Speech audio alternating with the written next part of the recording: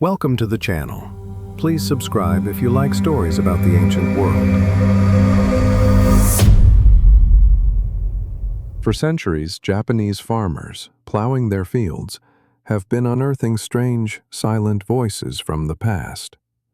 They weren't bones or weapons, but objects of breathtaking beauty and profound mystery. Ceremonial bronze bells, buried in isolated hillsides, far from any village or grave. They bore no inscriptions, left no written manuals. Their voices had been stilled for nearly 2 millennia. Who created these magnificent objects? Why were they made with such skill, only to be hidden away in the earth? And what message were they meant to convey to the gods, or to us? This is the story of the Dotaku, the ritual bells that hold the key to the spiritual world of ancient Japan. The story of the Dotaku begins not in Japan, but on the Asian mainland. The earliest Yayoi migrants brought with them a revolutionary technology, bronze casting. But their first bronze objects were practical, weapons like halberds and spearheads, and simple tools. Among these imports was a functional object, a small, clapperless bronze bell, known in China as a do. These were likely used on horse harnesses or as simple agricultural signals. But something remarkable happened on Japanese soil. The Yayoi people took this utilitarian object and began a process of artistic and spiritual alchemy. The 4 stages of transformation. Archaeologists classify Dotaku into 4 distinct phases, each marking a step away from function and towards the divine. Phase 1. Early Yayoi. These are almost identical to their Chinese ancestors, small, simple, and functional, with a tangible loop for hanging. Phase 2. Middle Yayoi.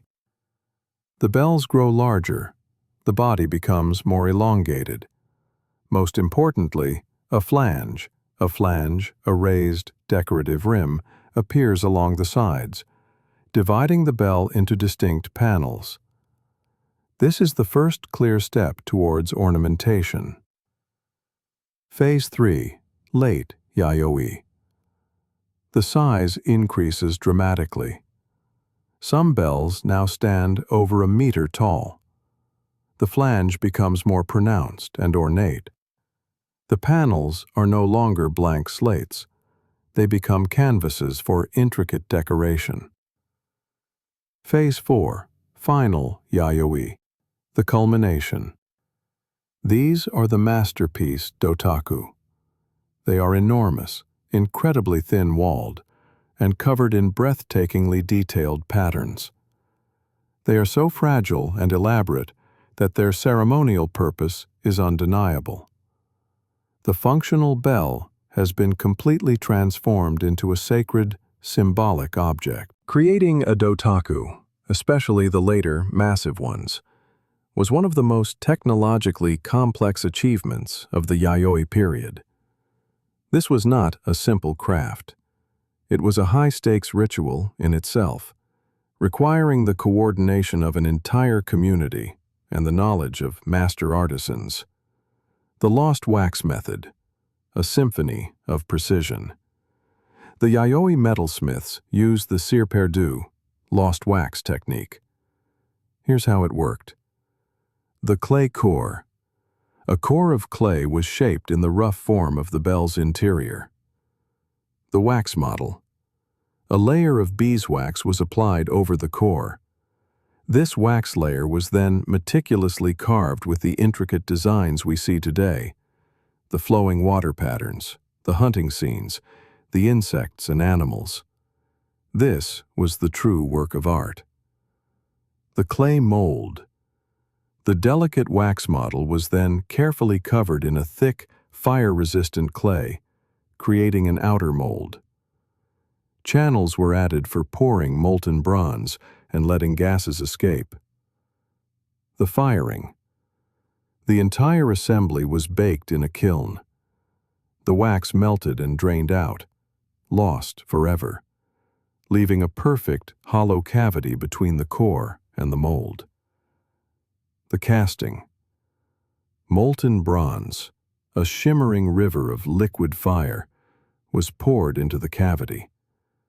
It had to be done quickly and evenly to prevent flaws. The revelation. Once the bronze cooled and solidified, the outer clay mold was broken away, revealing the raw bronze bell inside. The fragile clay core was then scraped out. The risks were enormous. A single flaw, a bubble, a crack, an incomplete pour, could ruin weeks of work.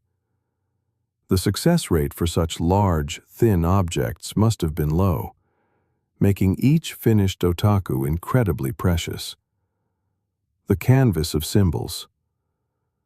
The surfaces of these bells are a coded language.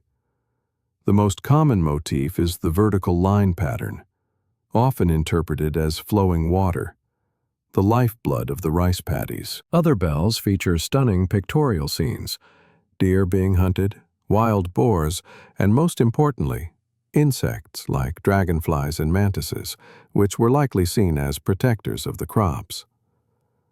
Perhaps the most significant are the scenes showing people pounding rice or using tools. These are not just decorations, they are prayers made metal, depicting the very cycle of life and agriculture they were meant to bless. So, how were these magnificent objects used? This is the heart of the Dotaku mystery. The archaeological evidence paints a clear, yet puzzling picture. The burial sites, a conspiracy of silence. Nearly all complete Dotaku have been found buried, carefully and deliberately, on isolated hillsides overlooking fertile plains. They were not found in graves, nor in everyday settlements. They were buried in caches, sometimes alone, sometimes in groups. And crucially, they were buried without their clappers. They were meant to be silent in their final rest. The agricultural ritual hypothesis.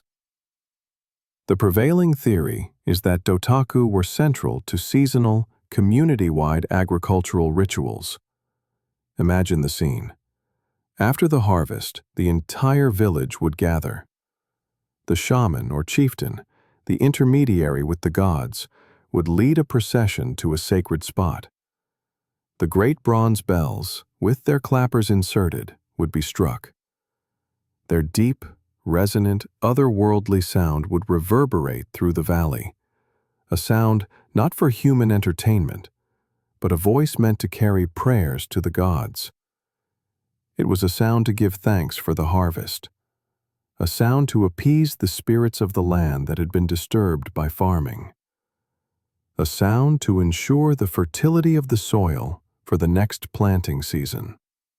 Then, in the ultimate act of devotion, the clappers were removed, and the bells were consigned to the earth. By killing the bell and returning it to the soil, the community was perhaps returning the divine essence back to the earth, completing a sacred cycle and guaranteeing its continued fertility. The bell was a sacrificial offering of unparalleled value. Despite our understanding, the Dotaku still guard their deepest secrets.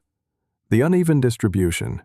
Why were Dotaku almost exclusively concentrated in the Kinai region, around modern Osaka and Kyoto, and Kanto Plain, while other regions like northern Kyushu had an abundance of bronze weapons, but almost no bells?